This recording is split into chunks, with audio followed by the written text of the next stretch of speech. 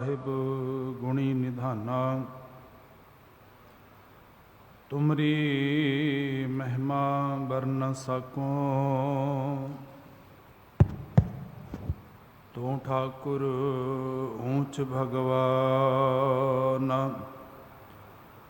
ਤੁਮਰੀ ਮਹਿਮਾ ਵਰਨ ਸਕੋ। ਤੂੰ ਠਾਕੁਰ ਊਚ ਭਗਵਾਨ। ਜੁਗੋ ਜੁਗ ਅਟਲ ਚਾਵਰ ਛਤਰ ਤਖ ਦੇ ਮਾਲਕ ਹਾਜ਼ਰਾ ਹਜ਼ੂਰ ਜ਼ਾਰਾ ਜ਼ਹੂਰ ਸ਼ਬਦ ਗੁਰੂ ਸਤਿਗੁਰੂ ਧੰਨ ਸ਼੍ਰੀ ਗੁਰੂ ਗ੍ਰੰਥ ਸਾਹਿਬ ਸੱਚੇ ਪਾਤਸ਼ਾਹ ਮਹਾਰਾਜ ਜੀ ਦੀ ਪਾਵਨ ਪਵਿੱਤਰ ਨਿੱਘੀ ਗੋਦ ਅੰਦਰ ਜੁੜ ਬੈਠੇ ਸਤਸੰਗੀ ਜਨੋ ਵੱਡਿਆਂ ਭਾਗਾਂ ਵਾਲੇ ਹੋ। ਅੰਮ੍ਰਿਤ ਵੇਲੇ ਦੇ ਪਾਵਨ ਦਰਬਾਰ ਦੀਆਂ ਹਾਜ਼ਰੀਆਂ ਭਰ ਕੇ ਜਨ ਸਫਲੇ ਕਰ ਰਹੇ ਹੋ। ਗੁਰਦੇਵ ਦੀ ਅਪਾਰ ਕਿਰਪਾ ਰਹਿਮਤ ਸਦਕਾ ਸਾਵਣ ਸਰਸੀ ਕਾਮਣੀ ਚਰਨ ਕਮਲ ਸਿਉ ਪਿਆਰ। ਸਾਵਣ ਦਾ ਮਹੀਨਾ ਰੱਬੀ ਰਜਾ ਦੇ ਅੰਦਰ ਪ੍ਰਭੂ ਦੀ ਸਿਫਤ ਸਲਾਹ ਦੇ ਅੰਦਰ ਉਹਦਾ ਸ਼ੁਕਰ ਕਰਦਿਆਂ ਗੁਜ਼ਰਿਆ ਹੈ। ਭਾਦੋ ਦੇ ਮਹੀਨੇ ਦੀ ਆਰੰਭਤਾ ਹੈ ਤੇ ਗੁਰੂ ਦੇ ਚਰਨਾਂ ਦੇ ਵਿੱਚ ਨਕਮਸਤਕ ਹੋ ਕੇ ਪਾਤਸ਼ਾਹ ਦੇ ਚਰਨਾਂ ਦੇ ਅਰਦਾਸਾਂ ਬੇਨਤੀਆਂ ਨੇ ਕਿ ਇਹ ਭਾਦੋ ਦਾ ਮਹੀਨਾ ਵੀ ਮਾਲਕ ਦੇ ਹੁਕਮ ਰਜਾ ਦੇ ਅੰਦਰ ਰੱਬੀ ਸਿਫਤ ਸਲਾਹ ਦੇ ਵਿੱਚ ਮਾਲਕ ਦੇ ਹੁਕਮ ਦੇ ਅੰਦਰ ਬਤੀਤ ਹੋਏ ਕਿ ਜੇ ਸੁਖ ਦੇ ਤਾਂ ਤੁਝੈ ਅਰਾਧੀ ਦੁਖ ਪੀ ਤੁਝੈ ਧਿਆਈ। ਗੁਰਦੇਵ ਧੰਨ ਗੁਰੂ ਅਰਜੁਨ ਦੇਵ ਪਾਤਸ਼ਾਹ ਮਹਾਰਾਜ ਮਾਝ ਰਾਗ ਅੰਦਰ ਜੋ ਰਹਿਮਤ ਕਰਦੇ ਨੇ ਕਿ ਭਾਦੋਏ ਭਰਮ ਭੁਲਾਣੀਆਂ ਦੂਜੈ ਲੱਗਾ ਹੇਤ ਲਖ ਸ਼ਿੰਗਾਰ ਬਣਾਇਆ ਕਾਰਜ ਨਾਹੀ ਕੇਤ। ਸਤਿਗੁਰ ਰਹਿਮਤ ਕਰਨ ਆਓ ਗੁਰਮਤਿ ਵਿਚਾਰਾਂ ਦੇ ਆਰੰਭਤਾ ਤੋਂ ਪਹਿਲਾਂ ਧੰਨ ਸਤਿਗੁਰੂ ਗੁਰੂ ਗ੍ਰੰਥ ਸਾਹਿਬ ਸੱਚੇ ਪਾਤਸ਼ਾਹ ਦੇ ਪਾਵਨ ਚਰਨਾਂ ਦੇ ਵਿੱਚ ਅਦਬ ਨਾਲ ਸੀਸ ਝੁਕਾਉਂਦੇ ਹਾਂ। ਫਤਿਹ ਨਾਲ ਸਾਂਝ ਪਾਓ। ਆਖੋ ਜੀ ਵਾਹਿਗੁਰੂ ਜੀ ਕਾ ਖਾਲਸਾ ਵਾਹਿਗੁਰੂ ਜੀ ਕੀ ਫਤਿਹ। ਗੁਰੂ ਅਰਜੁਨ ਦੇਵ ਪਾਤਸ਼ਾਹ ਮਹਾਰਾਜ ਨੇ ਜੋ ਰਹਿਮਤ ਕੀਤੀ ਹੈ, ਮਹੀਨੇ ਦੇ ਨਾਮ ਤੋਂ ਹੀ ਇਸ ਮਹੀਨੇ ਦੇ ਬਾਰੇ ਪਤਾ ਲੱਗਦਾ ਹੈ। ਜਿਵੇਂ ਗੁਰਦੇਵ ਨੇ ਸ਼ਬਦ ਵਰਤਿਆ ਕਿ ਭਾ ਦੋਏ, ਜਦੋਂ ਦੋ ਭਾ ਪੈਦਾ ਹੋ ਜਾਣ, ਭਾ ਤੋਂ ਪਾਉਂਦੇ ਪ੍ਰੇਮ, ਤੇ ਪਾਤਸ਼ਾਹ ਆਖਦੇ ਨੇ ਕਿ ਜਦੋਂ ਦੋ ਭਾ ਪੈਦਾ ਹੋ ਜਾਣ, ਭਾਦੋਏ ਭਰਮ ਭੁਲਾਣੀਆਂ ਜੀਵ ਰੂਪੀ ਇਸਤਰੀ ਭਰਮ ਦੇ ਅੰਦਰ ਭੁੱਲੀ ਹੋਈ ਹੈ। ਕਿਉਂ? ਗੁਰਦੇਵ ਆਖਦੇ ਨੇ ਕਿ ਦੂਜੇ ਲੱਗਾ ਹੇਤ, ਕਿਉਂਕਿ ਜੀਵ ਇਸਤਰੀ ਦਾ ਪ੍ਰੇਮ ਜਿਹੜਾ ਹੈ ਉਹ ਦੂਜੇ ਨਾਲ ਲੱਗਾ ਹੋਇਆ ਹੈ। ਜੀਵ ਇਸਤਰੀ ਤੋਂ ਭਾਵ ਉਹ ਸਾਰੇ ਮਨੁੱਖੀ ਸਰੀਰ, ਭਾਵੇਂ ਉਹ ਮਰਦ ਰੂਪ ਦੇ ਵਿੱਚ ਨੇ ਤੇ ਭਾਵੇਂ ਇਸਤਰੀ ਰੂਪ ਦੇ ਵਿੱਚ ਨੇ, ਕਿਉਂਕਿ ਗੁਰਦੇਵ ਆਖਦੇ ਨੇ ਕਿ ਇਸ ਜਗ ਮੈਂ ਪੁਰਖ ਏਕ ਹੈ ਹੋਰ ਸਗਲੀ ਨਾਰ ਸਬਾਈ। ਪੁਰਖ ਕੇਵਲ ਉਹ ਮਾਲਕ ਹੈ, ਹੋਰ ਸਾਰੇ ਅਸੀਂ ਜੀਵ ਉਸ ਮਾਲਕ ਦੀਆਂ ਜੀਵ ਰੂਪੀ ਇਸਤਰੀਆਂ ਹਾਂ। ਤੇ ਗੁਰਦੇਵ ਆਖਦੇ ਨੇ ਕਿ ਜਿਨ੍ਹਾਂ ਜੀਵ ਰੂਪੀ ਇਸਤਰੀਆਂ ਦਾ ਭਾਦੋਏ ਭਰਮ ਭੁਲਾਣੀਆਂ ਭਰਮ ਦੇ ਅੰਦਰ ਪਈਆਂ ਹੋਈਆਂ ਨੇ, ਕਿਉਂਕਿ ਦੂਜੇ ਲੱਗਾ ਹੇਤ ਇੱਕ ਮਾਲਕ ਤੋਂ ਪਰਮੇਸ਼ਰ ਤੋਂ ਬਿਨਾਂ ਪਿਆਰ, ਹੋਰ ਭਾਵੇਂ ਉਹ ਦੁਨੀਆ ਦੇ ਸੁੱਖ ਨੇ ਭਾਵੇਂ ਦੁਨੀਆ ਦੇ ਪਦਾਰਥ ਨੇ, ਉਹਨਾਂ ਕਰਕੇ ਲੱਗਾ ਹੋਏ ਹੈ। ਤੇ ਗੁਰਦੇਵ ਆਖਦੇ ਨੇ ਕਿ ਜੀਵ ਦੇ ਮਨ ਅੰਦਰ ਇਹ ਭਰਮ ਪਿਆ ਹੋਇਆ ਹੈ। ਹੁਣ ਭਰਮ ਕੀ ਹੈ? ਭਰਮ ਹੈ ਅਸਲ ਦੇ ਜੋ ਸੱਚਾਈ ਨਾ ਹੋਏ, ਜੋ ਅਸਲੀਅਤ ਨਾ ਹੋਏ, ਉਸ ਨੂੰ ਅਸਲ ਕਰਕੇ ਜਾਣ ਲੈਣਾ, ਬਸ ਇਹੀ ਭਰਮ ਹੈ। ਦੁਨੀਆ ਦੇ ਸੁੱਖ, ਦੁਨੀਆ ਦੇ ਪਦਾਰਥ, ਜਾਂ ਇੰਜ ਕਹਿ ਲਵਾ ਕਿ ਰੱਬ ਦੀ ਹਸਤੀ ਤੋਂ ਬਿਨਾਂ ਇਹ ਸਾਰਾ ਸੰਸਾਰ, ਸਾਰੀ ਖਲਕਤ ਜਿਹੜੀ ਹੈ ਉਸ ਨੂੰ ਰੱਬ ਤੋਂ ਵੱਖਰਾ ਮੰਨ ਲੈਣਾ। ਜੋ ਅਸਲੀਅਤ ਨਾ ਹੋਏ ਉਸ ਨੂੰ ਅਸਲ ਕਰਕੇ ਜਾਣ ਲੈਣਾ, ਬਸ ਇਹੀ ਭਰਮ ਹੈ, ਜਿਸ ਨੂੰ ਭਗਤ ਰਵਿਦਾਸ ਜੀ ਨੇ ਆਪਣੀ ਬਾਣੀ ਅੰਦਰ ਆਖਿਆ। ਆਖਦੇ ਨੇ ਕਿ ਮਾਧੋ ਕਿਆ ਕਹੀਐ ਭ੍ਰਮ ਐਸਾ कि हे माधो, हे मालिक जी, एक ऐसा भरम है जैसा मानीए होए ना तैसा। जिस तरह का असी मनते हाँ उस तरह का है नहीं असल दे विच। हुण भगत रविदास जी ने शब्द दियां आरंभक पंक्तियां अंदर आख्या कि जब हम होते तब तू नाही। जदों जीव दे अंदर हम है, मैं मेरी है कि मैं सब कुछ कर सकता हाँ, सारा कुछ मेरे अख्तियार है। गुरुदेव आखते ने कि बस मनुख तेरे अंदर यही भरम है कि तू सब कुछ करन जोग है, क्योंकि मालिक आप तेरे को करवा रहे है, तेरे अपना बल नहीं, अपनी तेरी होंद नहीं है। जिसनों कबीर साहब आखते ने कि मेरा मुझे मैं किछ नहीं, जो कुछ है सो तेरा। कबीर साहब आखते ने कि ये मेरा ते तन भी अपना नहीं है, जे मैं इस तन दे उपर हंकार करा वो मालिक ही मैनू प्रेरदा है। रब दी दित्ती हुई सोझी दे नाल ही ये सारे दुनिया के कारज होंदे ने। मनुख तेरा अपना कुछ नहीं है, जे तू हंकार करे। भगत रविदास जी आखते ने कि जब हम होते तब तू नहीं। उस वेले हिरदे अंदर मालिक नहीं है ते अब तू ही मैं नहीं। जदों मालिक हिरदे अंदर वस गया उस वेले फिर मैं मेरी नहीं रही, हंकार मुक गया। ते बड़ी सोहनी एग्जाम्पल दी भगत रविदास जी ने। आखते ने कि अनल अगम जैसे लहर में ओधत जल केवल जल माही। अनल अनल किया जाता है पानी नूं, अगम तो भाव बहुत भारी। जे पानी दे अंदर बहुत भारी हवा का तूफान आया होए, अनल अगम जैसे लहर में ओधत, ओधत समुद्र दे विच, ते जदों लहरां पानी का रूप बन के जदों समुद्र तो उच्चियां होके चलदियां ने ते मनुख सोचता है कि लहरां समुद्र का रूप नहीं। पर भगत रविदास जी आखते हैं कि जिवें किनारे दे उपर आईयां, किनारे नाल टकरा के फिर समुद्र का रूप हो गईयां। मनुख दे हिरदे अंदर जदों तक हंकार है, हंकार का मारिया होया वो रब दी हस्ती जो समुद्र वर्गी है उस तो वखरा अपने आप को सोचता है। जदों हिरदे अंदरों हंकार दियां वो लहरां शांत हो जांदियां ने, फिर नजर आंदा है कि सारे अंदर सब गोबिंद है, सब गोबिंद है, गोबिंद बिन नहीं कोई। बस यही भरम है। अनल अगम जैसे लहर में ओदत जल केवल जल माही माधवे। क्या कहिए परम ऐसा जैसा मानिए होए ना तैसा। अगे रविदास जी आखते ने कि नरपत एक सिंघासन सोया। नरपत राजा सिंघासन पर बैठा होया, उदी अख लगी सो गया।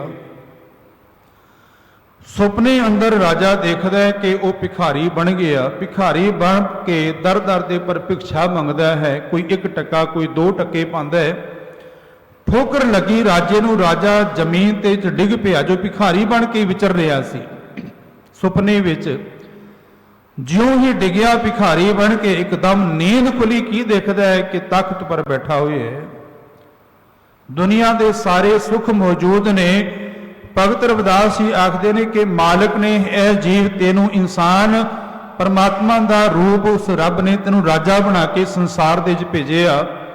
क्योंकि कहो कबीर हम राम की अंश, ऐसी उस मालिक का रूप हाँ, उसे दी अंश वंश हाँ।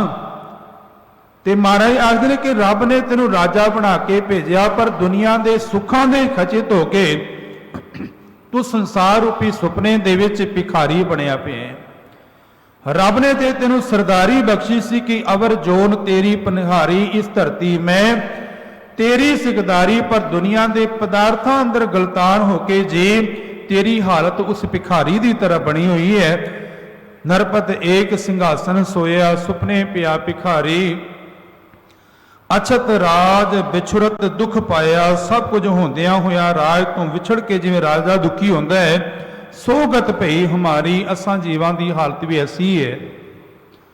इत्थे ही बस नहीं, रविदास जी आखते हैं कि राज भुयंग, राज कह जाता रज्जू, रज्जू तो पाउंदा रस्सी, भुयंग तो पाउंदा है सप।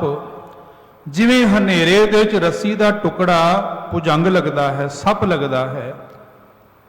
ਰਾਜ ਭੁਜੰਗ ਪ੍ਰਸੰਗ ਜੈਸੇ ਹੈ, ਇਸ ਤਰ੍ਹਾਂ ਦਾ ਪ੍ਰਸੰਗ ਹੈ। ਆਮ ਕਿਹਾ ਜਾਂਦਾ ਹੈ ਕਿ ਹਨੇਰੇ ਦੇ ਵਿੱਚ ਰੱਸੀ ਦਾ ਟੁਕੜਾ ਵੀ ਸੱਪ ਨਜ਼ਰੀ ਆਂਦਾ ਹੈ। ਅਨਿਕ ਕਟਕ ਜੈਸੇ ਭੂਲ ਪਰੇ ਅਬ ਕਹਿਤੇ ਕਹਿਣ ਨਾ ਆਇਆ। ਰਵਿਦਾਸ ਜੀ ਆਖਦੇ ਨੇ ਕਿ ਸੋਨੇ ਦੇ ਬਣੇ ਹੋਏ ਆਭੂਸ਼ਣ, ਭਾਵੇਂ ਉਹ ਗਲੇ ਦਾ ਹਾਰ ਹੈ, ਹੱਥਾਂ ਦੀਆਂ ਚੂੜੀਆਂ ਨੇ, ਭਾਵੇਂ ਕੰਨ ਦੀਆਂ ਵਾਲੀਆਂ ਨੇ, ਉਹ ਵੱਖਰੇ ਵੱਖਰੇ ਹੋ ਸਕਦੇ ਨੇ, ਪਰ ਸਾਰਿਆਂ ਦੇ ਵਿੱਚ ਸੋਨਾ ਹੀ ਹੈ। ਸੁਨਿਆਰਾ ਜਦੋਂ ਸਾਰਿਆਂ ਨੂੰ ਅੱਗ ਦੀ ਡਲੀ ਦੇ ਰੱਖਦਾ ਹੈ, ਅੱਗ ਉੱਪਰ ਰੱਖਦਾ ਹੈ, ਤੇ ਉਹ ਸੋਨਾ ਹੀ ਅਖਵਾਉਂਦਾ ਹੈ। ਇਸੇ ਤਰ੍ਹਾਂ ਇਹ ਸਾਰੇ ਜੀਵ ਜੰਤ, ਭਾਵੇਂ ਉਹ ਕਿਸੇ ਵੀ ਧਰਮ, ਮਜ਼ਹਬ, ਫਿਰਕੇ ਨਾਲ ਸੰਬੰਧ ਰੱਖਦੇ ਹੋਣ, ਹੈ ਉਹ ਸਾਰੇ ਹੀ ਪਰਮਾਤਮਾ ਦਾ ਰੂਪ ਨੇ, ਜਿਸ ਨੂੰ ਕਬੀਰ ਸਾਹਿਬ ਆਖਦੇ ਨੇ ਅਵਲ ਅੱਲਾ ਨੂਰ ਉਪਾਇਆ ਕੁਦਰਤ ਕੇ, ਸਭ ਬੰਦੇ ਏਕ ਨੂਰ ਤੇ ਸਭ ਜਗ ਉਪਜੇ ਆ। ਤੈਨੂੰ ਭਰਮ ਹੋ ਸਕਦਾ ਹੈ ਕਿ ਕੋਈ ਮੁਸਲਮਾਨ ਹੈ, ਕੋਈ ਜੈਨੀ ਹੈ, ਕੋਈ ਬੋਧੀ ਹੈ, ਕੋਈ ਸਨਾਤਨ ਹੈ, ਪਰ ਹੈ ਤੇ ਉਹ ਰੱਬ ਦਾ ਰੂਪ ਨੇ। ਸਤਿਗੁਰ ਮਹਾਰਾਜ ਇਹਨਾਂ ਪਾਵਨ ਪੰਕਤੀਆਂ ਅੰਦਰ ਕੀ ਸਮਝਾਉਣਾ ਚਾਹੁੰਦੇ ਨੇ? ਸਰਬੇ ਏਕ ਅਨੇਕੈ ਸੁਆਮੀ, ਉਹ ਮਾਲਕ ਇੱਕ ਹੋ ਕੇ ਸਾਰਿਆਂ ਮੌਜੂਦ ਹੋ ਕੇ ਅਨੇਕ ਵੀ ਹੈ। ਸਭ ਘਟ ਭੁਗਵੈ ਸੋਈ, ਸਾਰੇ ਘਟਾਂ ਅੰਦਰ, ਸਾਰੇ ਹਿਰਦਿਆਂ ਅੰਦਰ ਉਹ ਹੀ ਭੋਗ ਰਿਹਾ ਹੈ। ਰਵਿਦਾਸ ਜੀ ਆਖਦੇ ਨੇ ਕਿ ਕਹਿ ਰਵਿਦਾਸ ਹਾਥ ਪੈ ਨੇੜੇ, ਉਹ ਹੱਥ ਤੋਂ ਵੀ ਨੇੜੇ ਹੈ। ਮਨੁੱਖ ਨੂੰ ਪੁੱਛਿਆ ਜਾਏ ਸਰੀਰ ਦਾ ਸਭ ਤੋਂ ਨੇੜੇ ਦਾ ਅੰਗ ਕਿਹੜਾ, ਉਹ ਆਖੇਗਾ ਹੱਥ ਹੈ। ਜੇ ਮੈਨੂੰ ਕੁਝ ਖਾਣਾ ਹੈ ਤਾਂ ਹੀ ਮੈਂ ਹੱਥ ਵਰਤਦਾ ਹਾਂ। ਜੇ ਕੋਈ ਮੈਨੂੰ ਮਾਰਨ ਆ ਜਾਏ, ਮੈਂ ਪਹਿਲੇ ਹੱਥ ਦੇ ਨਾਲ ਬਚਾਉਣ ਦਾ ਯਤਨ ਕਰਾਂਗਾ। ਹੱਥ ਮੇਰਾ ਸਭ ਤੋਂ ਨੇੜੇ ਦਾ ਹੈ। ਪਰ ਰਵਿਦਾਸ ਜੀ ਆਖਦੇ ਨੇ ਕਿ ਹਾਥ ਪੈ ਨੇੜੇ, ਉਹ ਹੱਥ ਤੋਂ ਵੀ ਨੇੜੇ ਹੈ। ਸਹਿਜੇ ਹੋਏ ਸੋ ਹੋਈ। ਪਾਵਨ ਪੰਕਤੀਆਂ ਅੰਦਰ ਸਤਿਗੁਰੂ ਮਹਾਰਾਜ ਆਖਦੇ ਨੇ ਕਿ ਭਾਦੋ ਦੇ ਮਹੀਨੇ ਵਿੱਚ ਜਦੋਂ ਦੋ ਭਾ ਪੈਦਾ ਹੋ ਗਏ, ਜੀਵ ਰੂਪੀ ਇਸਤਰੀ ਭਰਮ ਅੰਦਰ ਭੁੱਲੀ ਹੋਈ ਹੈ, ਜਿਸ ਨੂੰ ਭਾਈ ਗੁਰਦਾਸ ਜੀ ਇਸ ਤਰ੍ਹਾਂ ਬਿਆਨ ਕਰਦੇ ਨੇ। ਕਹਿੰਦੇ ਕਿ ਜਦੋਂ ਆਕਾਸ਼ ਦੇ ਵਿੱਚ, ਅਰਸ਼ ਦੇ ਵਿੱਚ ਕਦੇ ਧਿਆਨ ਨਾਲ ਦੇਖਣਾ, ਜਦੋਂ ਬੱਦਲ ਤੁਰਦੇ ਨਾ, ਇੱਕ ਨਗਰੀ ਬਣੀ ਹੁੰਦੀ ਹੈ, ਜਿਸ ਨੂੰ ਵਿਦਵਾਨਾਂ ਨੇ, ਭਾਈ ਗੁਰਦਾਸ ਜੀ ਨੇ ਔਰ ਗੁਰਬਾਣੀ ਨੇ ਵੀ ਹਰ ਚੰਦੋਰੀ ਸ਼ਬਦ ਵਰਤਿਆ ਹੈ, ਭਾਵ ਕਿ ਹਰੀ ਚੰਦ ਦੀ ਨਗਰੀ। ਪਰ ਕੇਵਲ ਉਹ ਛਲਾਵਾ ਹੈ, ਉਹ ਹਕੀਕਤ ਨਹੀਂ ਹੈ। ਜੋ ਦਿਸ ਰਿਹਾ ਹੈ ਉਹ ਸਦਾ ਰਹਿਣ ਵਾਲਾ ਨਹੀਂ ਹੈ। ਉਹ ਕੁਝ ਸਮੇਂ ਲਈ ਬਣੀ ਹੋਈ ਹਰੀ ਚੰਦ ਦੀ ਨਗਰੀ ਤੇ ਹੋ ਸਕਦੀ ਹੈ, ਪਰ ਜਿਉਂ ਹੀ ਬੱਦਲ ਆਪਣੀ ਦਿਸ਼ਾ ਬਦਲਦੇ ਨੇ, ਉਹ ਹਰੀ ਚੰਦ ਦੀ ਨਗਰੀ ਉੱਥੋਂ ਖਤਮ ਹੋ ਗਈ। ਭਾਈ ਗੁਰਦਾਸ ਜੀ ਆਖਦੇ ਨੇ ਕਿ ਬਦਲਾਂ ਦੇ ਵਿੱਚ ਜਿਵੇਂ ਹਰੀ ਚੰਦ ਦੀ ਨਗਰੀ ਨਜ਼ਰ ਆਉਂਦੀ ਹੈ, ਜਿਹਨੂੰ ਗੁਰਬਾਣੀ ਹਰ ਚੰਦੋਰੀ ਕਹਿੰਦੀ ਹੈ, ਉਹ ਕੇਵਲ ਛਲਾਵਾ ਹੈ, ਹਕੀਕਤ ਨਹੀਂ ਹੈ, ਇਹ ਭਰਮ ਹੈ। ਹਿਰਨ ਰੇਗਿਸਤਾਨ ਦੇ ਪਰ ਦੌੜਦਾ ਹੈ ਨਾ, ਸੂਰਜ ਦੀਆਂ ਕਿਰਨਾਂ ਜੋ ਰੇਤ ਪਰ ਪੈਂਦੀਆਂ ਨੇ, ਇਵੇਂ ਲੱਗਦਾ ਹੈ ਕਿ ਪਾਣੀ ਹੈ। ਉਹ ਦੌੜਦਾ ਰਿਹਾ, ਸਾਰਾ ਦਿਨ ਦੌੜਦਿਆਂ ਮੁੱਕ ਗਿਆ, ਪਰ ਪਾਣੀ ਅੱਗੇ ਹੀ ਅੱਗੇ ਨਜ਼ਰ ਆਉਂਦਾ ਰਿਹਾ। ਪਾਣੀ ਹੈ ਨਹੀਂ, ਭਰਮ ਹੈ। ਜਿਹਨੂੰ ਭਾਈ ਗੁਰਦਾਸ ਜੀ ਆਖਦੇ ਨੇ ਕਿ ਜੈਸੇ ਮਿਰਗ ਤ੍ਰਿਸ਼ਨਾ ਲੋ ਧਾਵੈ, ਮਿਰਗ ਤ੍ਰਿਖਾਵੰਤ ਆਵਤ ਨਾ ਸ਼ਾਂਤ, ਭ੍ਰਮਤ ਹਿਰਾਨੋ ਹੈ, ਕੇਵਲ ਭਰਮ ਸੀ।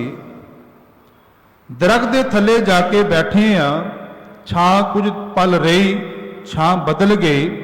ਮਨੁੱਖ ਨੇ ਸੋਚਿਆ ਇਹ ਛਾਂ ਸਦਾ ਟਿਕਣ ਵਾਲੀ ਹੈ। ਇਸੇ ਤਰ੍ਹਾਂ ਦੁਨੀਆ ਦੇ ਸੁੱਖਾਂ ਨੂੰ ਸੋਚਿਆ ਇਹ ਧਨ ਪਦਾਰਥ ਸਦਾ ਟਿਕਣ ਵਾਲੇ ਨੇ, ਪਰ ਇਹ ਉਸ ਛਾਂ ਦੀ ਤਰ੍ਹਾਂ ਹੈ ਜੋ ਕਦੇ ਟਿਕਦੀ ਨਹੀਂ ਹੈ। ਇੱਕ ਮਨੁੱਖ ਨੇ ਸਾਰੀ ਰਾਤ ਸੁਪਨਾ ਦੇਖਿਆ, ਰਾਜ ਤਖਤ ਦੇ ਉੱਪਰ ਬੈਠਾ ਹੋਇਆ, ਸਾਰੇ ਦੁਨੀਆ ਦੇ ਪਦਾਰਥ, ਸਾਰੇ ਦੁਨੀਆ ਦੇ ਸੁੱਖ ਕੋਲ ਨੇ।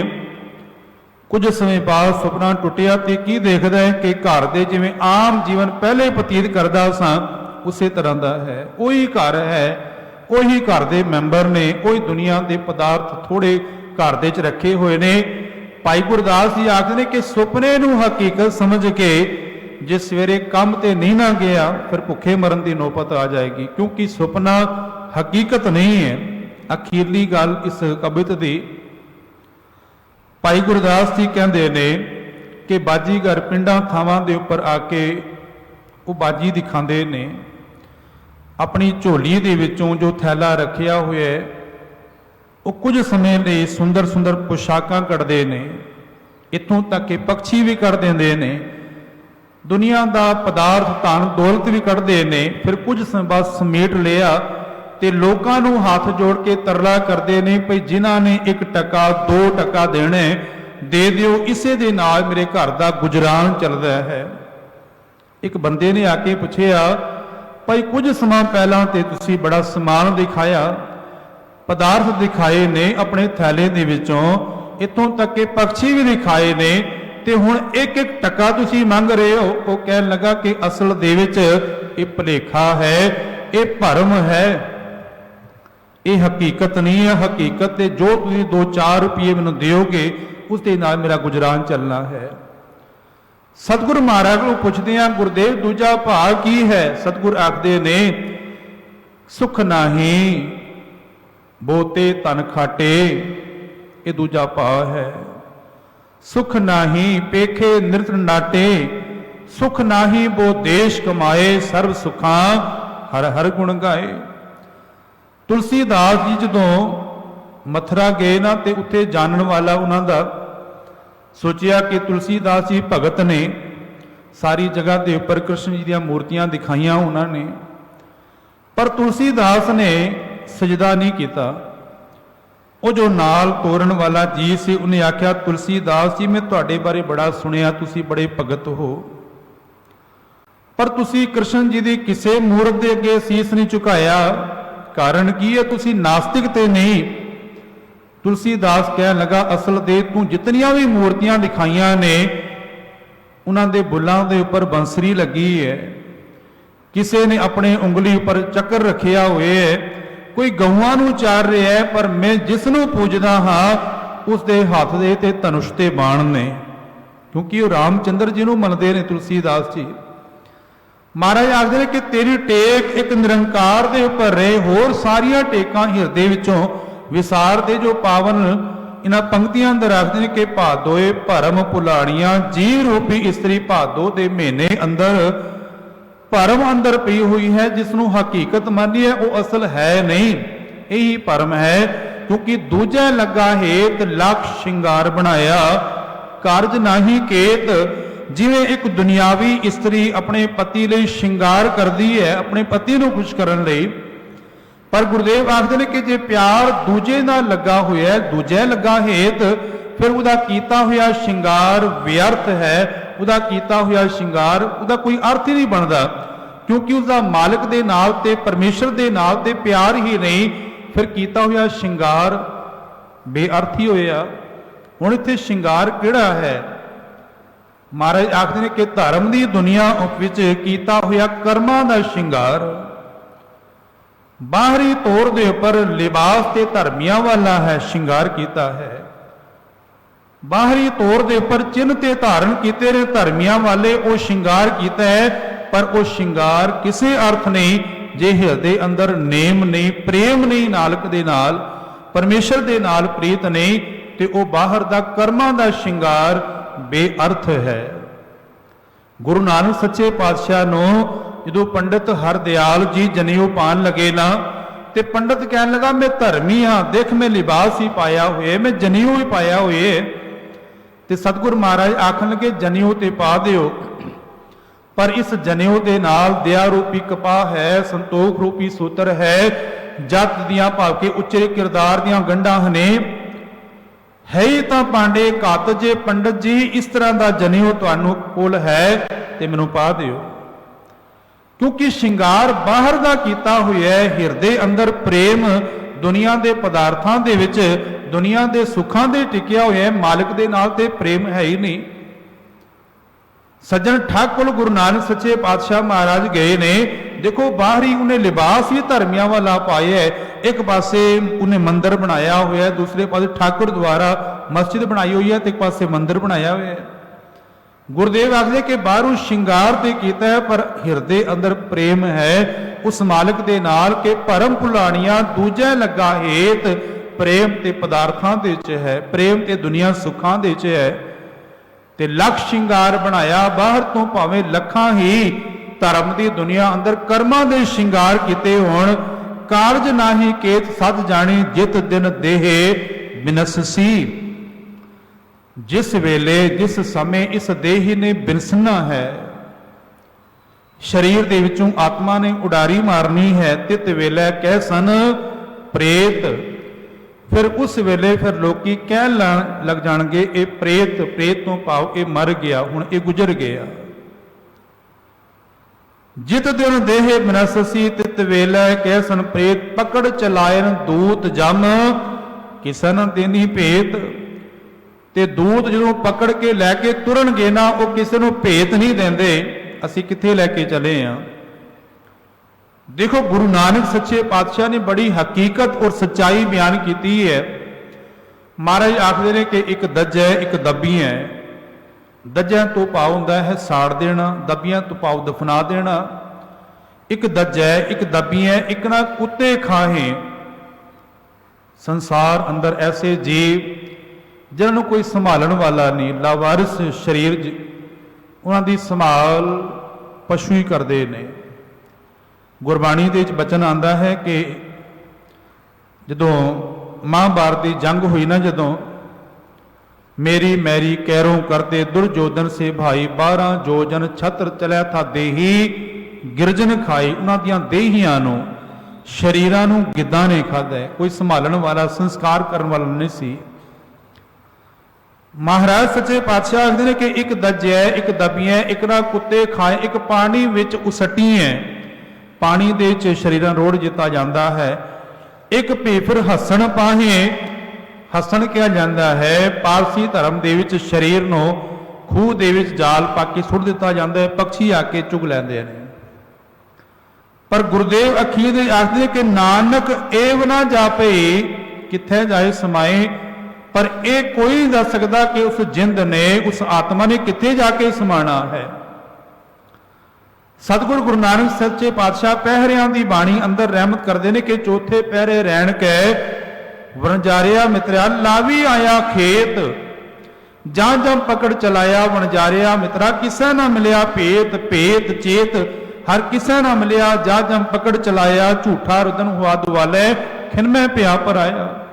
किसे नूं भेत नहीं देंदे, पकड़ चलाया दूत जम किसे ना देनी भेत, छड़ खलोते खिने माहे जिनस्यों लगा हेत। जिन्हां दे नाल सारा जीवन बड़ा प्रेम सी, जिन्हां रिश्तेदारां दे नाल, जिन्हें परिवार के जियां दे नाल, वो फिर सारे एक पासे होके खड़े हो जाते ने। ते फिर कबीर साहब आखते रे बोरे तोहे घर ही ना रखे कोई, फिर कोई रखण नूं तैयार नहीं है। आखते ने कि हुण काढो काढो होए, पुछया जाता है भई समा कढण दा किहड़ा है। पकड़ चलाए दूत जम किसे ना देनी भेत, छड़ खलोते खिने माहे जिसों लगा हेत। हाथ मरोड़े तन कपे, हाथ मरोड़े तो भाव विद्वानां ने कहा कि मनुख के हाथ मुड़ जाते ने। पर विद्वान भाई साहब सिंह जी इत्थे लिखते हैं कि मनुख फिर अखीर दे हाथ मलदा रह जाता है, पछतावा पले रह जाता है। हाथ मरोड़े तन कपे, तन कंबदा है उसका। स्याहो होआ सेत, स्याह कहा जाता है काले नूं, सेत तो भाव चिट्टा, चिट्टा और काला रंग आता है भाव के घबराहट उसनूं पैंदी है जदों जमदूत आके जिंद नूं लैके जांदे ने। विद्वानां दी इत्थों तक राय है कि जदों शरीर दे चों जिंद नूं कढिया जांदा है, इतना दर्द उस शरीर नूं हुंदा जिवें कि 100 बिच्छू एक वारी डंक मारन। हाथ मरोड़े तन कपे स्याहू हुआ सेत, जेहा बीजै सो लूणै कर्मा संदड़ा खेत। ये शरीर रूपी कर्म रूपी धरती है। इस कर्म रूपी धरती पर जिस तरह का जीव तेने बीज बोए है, चंगे कर्मां दा ते भावें माड़े कर्मां दा। कर्मा संदड़ा खेत दद्दा दोष ना देओ किसे, दोष कर्मा अपने आ जो मैं किया सो मैं पाया, दोष ना जीजै अवर जना। ये ते तेरी कर्म रूपी धरती है। इस मनुखी जामे अंदर जिस तरह के कर्म किए ने उस तरह का फल भोगना पैना है। कर्मा संदड़ा खेत नानक प्रभ शरणागति। अखीरियां पंक्तियां ने, हे नानक, नानक आखदे ने कि जिन्होंने पूरा गुरु मिल पिया, जिन्हों का राखा गुरु बन गया, फिर वो गुरु उन्हां जीवां नूं प्रभु की शरण च पा देंदा है। नानक प्रभ शरणागति ਚਰਨ ਬੋਹਿਤ ਪ੍ਰਭ ਦੇਤ, ਵਾਹਿਗੁਰੂ ਦੇ ਚਰਨ ਹੀ ਮਾਨੋ ਉਹਨਾਂ ਵਾਸਤੇ ਜਹਾਜ਼ ਬਣ ਜਾਂਦੇ ਨੇ। ਸੇ ਭਾਦੋਏ ਨਰਕ ਨਾ ਪਾਈਐ, ਗੁਰ ਰੱਖਣ ਵਾਲਾ ਹੇਤ। ਸਤਿਗੁਰ ਪਾਤਸ਼ਾਹ ਕਹਿੰਦੇ ਨੇ ਕਿ ਗੁਰੂ ਕਿਰਪਾ ਕਰਕੇ ਉਹਨਾਂ ਜੀਵਾਂ ਨੂੰ ਪ੍ਰਭੂ ਦੇ ਜਹਾਜ਼ ਰੂਪੀ ਚਰਨਾਂ ਦੇ ਨਾਲ ਜੋੜ ਦਿੰਦਾ ਹੈ। ਇਤਿਹਾਸ ਦੀ ਘਟਨਾ ਆਪਣੇ ਨਾਲ ਸਾਂਝੀ ਕਰਕੇ ਮੈਂ ਸਮਾਪਤੀ ਕਰਾਂ, ਮੇਰੇ ਕੋਲ 2-1 ਮਿੰਟ ਨੇ। ਧੰਨ ਸਤਿਗੁਰ ਕਲਗੀਧਰ ਪਾਤਸ਼ਾਹ ਜਦੋਂ ਸਤਲੁਜ ਨਦੀ ਦੇ ਨੇੜੇ ਪਹੁੰਚੇ ਨਾ, ਇਤਿਹਾਸ ਆਖਦਾ ਕਿ ਭਾਈ ਸੈਂਦਾ ਜੀ, ਹਾਲਾਂਕਿ ਉੱਥੇ ਮਲਾਹ ਬਹੁਤ ਸਨ, ਪਰ ਧੰਨ ਗੁਰ ਕਲਗੀਧਰ ਪਾਤਸ਼ਾਹ ਆਪਣੇ ਸਿੱਖ ਨੂੰ, ਆਪਣੇ ਸੇਵਕ ਨੂੰ ਨਿਵਾਜਣ ਲਈ ਮਲਾਹ ਜੋ ਸੀ, ਜਹਾਜ਼ ਚਲਾਉਣ ਵਾਲਾ ਜੋ ਸੀ ਭਾਈ ਸੈਂਦਾ, ਉਹਦੇ ਕੋਲ ਪਹੁੰਚੇ ਤੇ ਆਖਣ ਲੱਗੇ, ਭਾਈ ਸੈਂਦਾ ਸਾਨੂੰ ਇਹ ਸਤਲੁਜ ਜਿਹੜੀ ਹੈ ਪਾਰ ਕਰਵਾ। ਭਾਈ ਸੈਂਦੇ ਨੇ ਬੜੇ ਪਿਆਰ ਨਾਲ, ਸਤਿਕਾਰ ਨਾਲ ਕਲਗੀਧਰ ਪਾਤਸ਼ਾਹ ਨੂੰ ਜਹਾਜ਼ 'ਚ ਬਿਠਾਇਆ, ਉਹ ਸਤਲੁਜ ਨਦੀ ਪਾਰ ਕਰਵਾਈ ਤੇ ਨਦੀ ਪਾਰ ਕਰਵਾ ਕੇ ਸਤਿਗੁਰ ਕਲਗੀਧਰ ਆਖਣ ਲੱਗੇ, ਸੈਂਦਿਆ ਜੋ ਤੂੰ ਇਹ ਜਹਾਜ਼ ਦੇ ਨਾਲ ਸਾਨੂੰ ਸਤਲੁਜ ਪਾਰ ਕਰਾਈ ਹੈ, ਇਹਦੇ ਕੀ ਭੇਟਾ ਹੈ, ਇਹ ਕਿਤਨੇ ਪੈਸੇ ਨੇ? ਤੇ ਇਤਿਹਾਸਕਾਰ ਲਿਖਦੇ ਨੇ, ਭਾਈ ਸੈਂਦਾ ਜੀ ਨੇ ਹੱਥ ਜੋੜ ਕੇ ਆਖਣ ਲੱਗੇ, ਸਤਿਗੁਰ ਪਾਤਸ਼ਾਹ ਸਾਡੀ ਇੱਕੋ ਹੀ ਕਿਰਤ ਹੈ। ਮਹਾਰਾਜ ਕਹਿਣ ਲੱਗੇ, ਸਾਡੀ ਇੱਕੋ ਕਿਰਤ ਕਿਵੇਂ ਹੋਈ, ਤੂੰ ਤੇ ਜਹਾਜ਼ ਚਲਾਉਂਦਾ ਹੈ? ਆਖਣ ਲੱਗਾ ਸਤਿਗੁਰ ਪਾਤਸ਼ਾਹ, ਭਾਵੇਂ ਮੈਂ ਜਹਾਜ਼ ਚਲਾਉਂਦਾ ਹਾਂ, ਮੈਂ ਇਸ ਦਰਿਆ ਤੋਂ ਲੋਕਾਂ ਨੂੰ ਪਾਰ ਕਰਵਾਉਂਦਾ ਤੇ ਤੁਸੀਂ ਸੰਸਾਰ ਰੂਪੀ ਭਵ ਸਾਗਰ ਤੋਂ ਜੀਵਾਂ ਨੂੰ ਪਾਰ ਕਰਾਉਂਦੇ ਹੋ, ਮੈਨੂੰ ਕੋਈ ਭੇਟਾ ਨਹੀਂ ਚਾਹੀਦੀ। ਤੁਸੀਂ ਇੱਥੇ ਆਏ ਹੋ ਦਰਿਆ ਦੇ ਕੋਲ, ਮੈਂ ਤੁਹਾਨੂੰ ਅੱਜ ਇਸ ਦਰਿਆ ਦੇ ਵਿੱਚੋਂ, ਨਦੀ ਦੇ ਵਿੱਚੋਂ ਪਾਰ ਲੰਘਾਇਆ। ਜਦੋਂ ਮਾਲਕ ਮੇਰਾ ਸਮਾਂ ਆਏ ਤੇ ਮੈਨੂੰ ਇਹ ਸੰਸਾਰ ਰੂਪੀ ਭਵ ਸਾਗਰ ਤੋਂ ਪਾਰ ਲੰਘਾ ਦੇਣਾ, ਮੇਰੀ ਇਹ ਬੇਨਤੀ ਹੈ। ਸਤਿਗੁਰੂ ਗੁਰੂ ਅਰਜਨ ਦੇਵ ਮਹਾਰਾਜ ਅੱਜ ਇਸ ਪਾਵਨ ਸ਼ਬਦ ਦੇ ਅਖੀਰ ਦੀਆਂ ਪੰਕਤੀਆਂ ਅੰਦਰ ਆਖਦੇ ਨੇ, ਨਾਨਕ ਪ੍ਰਭ ਸ਼ਰਨਾਗਤੀ, ਜਿਨ੍ਹਾਂ ਨੂੰ ਪੂਰਾ ਗੁਰੂ ਮਿਲ ਗਿਆ, ਜਿਨ੍ਹਾਂ ਦਾ ਰਾਖਾ ਗੁਰੂ ਬਣ ਗਿਆ, ਫਿਰ ਉਹ ਪ੍ਰਭੂ ਦੀ ਸ਼ਰਨ ਪੈ ਗਏ। ਚਰਨ ਬੋਹਿਤ, ਵਾਹਿਗੁਰੂ ਦੇ ਚਰਨ ਭਾਵ ਕੇ ਗੁਰੂ ਦਾ ਸ਼ਬਦ ਰੂਪੀ ਚਰਨ ਜਿਹੜੇ ਨੇ ਉਹ ਜਹਾਜ਼ ਨੇ। ਚਰਨ ਬੋਹਿਤ ਪ੍ਰਭ ਦੇਤ, ਸੇ ਭਾਦੋਏ ਨਰਕ ਨਾ ਪਾਈਐ। ਹੁਣ ਇਹ ਪੰਕਤੀ ਸਮਝਣ ਯੋਗ ਹੈ। ਸੇ ਭਾਦੋਏ ਨਰਕ ਨਾ ਪਾਈਐ, ਕਿ ਭਾਦੋ ਦੇ ਮਹੀਨੇ ਅੰਦਰ ਉਹ ਨਰਕਾਂ ਦੇ ਚ ਨਹੀਂ ਪੈਂਦੇ। ਤੇ ਮੈਨੂੰ ਖਿਮਾ ਕਰ ਦੇਣਾ, ਜੇ ਭਾਦੋ ਦੇ ਮਹੀਨੇ ਤੋਂ ਬਿਨਾ ਹੋਰ 11 ਮਹੀਨੇ ਹੋਏ ਤੇ ਕੀ ਉਹ ਨਰਕਾਂ ਦੇ ਚ ਪੈਣਗੇ? ਇੱਥੇ ਨਰਕਾਂ ਤੋਂ ਭਾਵ ਹੈ ਕਿ ਉਹ ਜੀ ਭਰਮ ਭੁਲੇਖੇ ਰੂਪੀ ਨਰਕਾਂ ਦੇ ਚ ਨਹੀਂ ਪੈਂਦੇ, ਉਹ ਸਦਾ ਹੀ ਮਾਲਕ ਦੇ ਚਰਨਾਂ ਦੇ ਟਿਕੇ ਰਹਿੰਦੇ ਨੇ। ਜਿਨ੍ਹਾਂ ਨੂੰ ਪੂਰਾ ਗੁਰੂ ਮਿਲ ਪਏ, ਜੋ ਰੱਬ ਦੀ ਸ਼ਰਨ ਪੈ ਗਏ, ਫਿਰ ਉਹ ਨਾ ਹੀ ਭਾਦੋ, ਨਾ ਹੀ ਅਸੂ, ਨਾ ਹੀ ਕੱਤੂ, ਕਿਸੇ ਵੀ ਮਹੀਨੇ ਵਿੱਚ ਉਹ ਨਰਕਾਂ ਰੂਪੀ ਭਰਮ ਦੇ ਅੰਦਰ ਨਹੀਂ ਪੈਂਦੇ। ਜਿਨ੍ਹਾਂ ਨੂੰ ਪੂਰਾ ਗੁਰੂ ਮਿਲ ਪਿਆ ਤੇ ਮਾਲਕ ਆਖਦੇ ਨੇ ਕਿ ਸੇ ਭਾਦੋਏ ਨਰਕ ਨਾ ਪਾਈਏ। ਕਿਉਂ? ਗੁਰ ਰੱਖਣ ਵਾਲਾ ਹੇਤ, ਗੁਰੂ ਉਹਨਾਂ ਦਾ ਰਖਵਾਲਾ ਬਣ ਜਾਂਦਾ ਹੈ।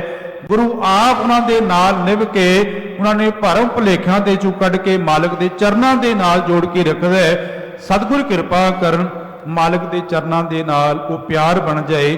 ਤੇ ਇਹੀ ਅਰਦਾਸ ਹੈ ਕਿ ਵਿਸਰ ਨਾਹੀ ਦਾਤਾਰ, ਆਪਣਾ ਨਾਮ ਦੇਹੋ, ਗੁਣ ਗਾਵਾਂ ਦਿਨ ਰਾਤ। ਨਾਨਕ ਚਾਉ ਇਹੋ, ਨਾਨਕ ਚਾਉ ਇਹੋ, ਬੋਲਦਿਆਂ ਬੇਅੰਤ ਭੁੱਲਾਂ ਮੇਰਾ ਗੁਰੂ ਸਮਰੱਥ ਹੈ। ਸੰਗਤ ਬਖਸ਼ਣ ਯੋਗ ਹੈ ਜੀ, ਬਖਸ਼ ਦੇਣਾ। ਆਖੋ ਸਾਰੇ ਪਿਆਰ ਨਾਲ, ਵਾਹਿਗੁਰੂ ਜੀ ਕਾ ਖਾਲਸਾ,